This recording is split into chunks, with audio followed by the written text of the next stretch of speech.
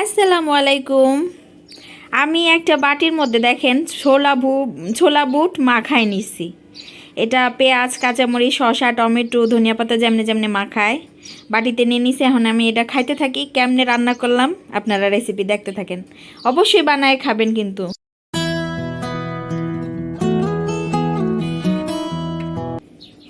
এখানে কড়াইতে আমি পরিমাণ মতন তেল দিয়ে দিছি।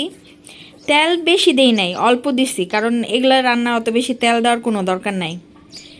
একটা দারচিনি দিলাম ছোট্ট, 3 টুকরা এলাচ দিব। আর কোনো মশলা, গরম মশলার দরকার নাই। পরিমাণ মতন পেঁয়াজ দিয়ে দিলাম। আপনারা আপনাকে পছন্দ মতন পেঁয়াজ দিবেন, বুঝছেন? কেউ কম দেয়, কেউ বেশি দেয়। পেঁয়াজটা যখন এরকমের লাল লাল মাত্র হইতেছে, ওই সময় আমি 1 চা চামচ রসুন বাটা আর কম 1 চা চামচ আদা বাটা, আর এখানে এই যে হলুদ, লবণ, স্বাদ মতো মরিচ গুঁড়া, 1/2 চা চামচ জিরা গুঁড়া, এই তো মশলাগুলো দিয়ে দিলাম।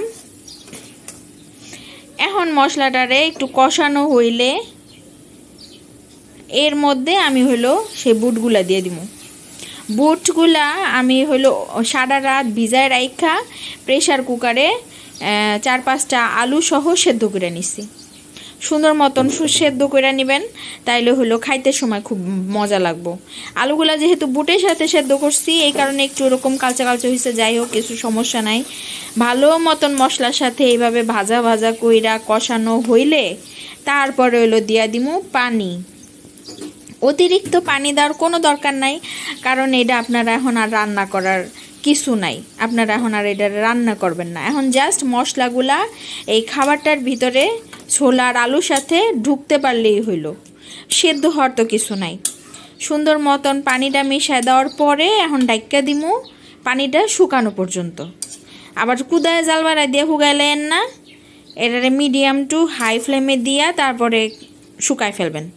এই দেখেন আমার পানিটা শুকায়া সুন্দর মাখা মাখা হয়ে গেছে। আমার রান্না কিন্তু শেষ।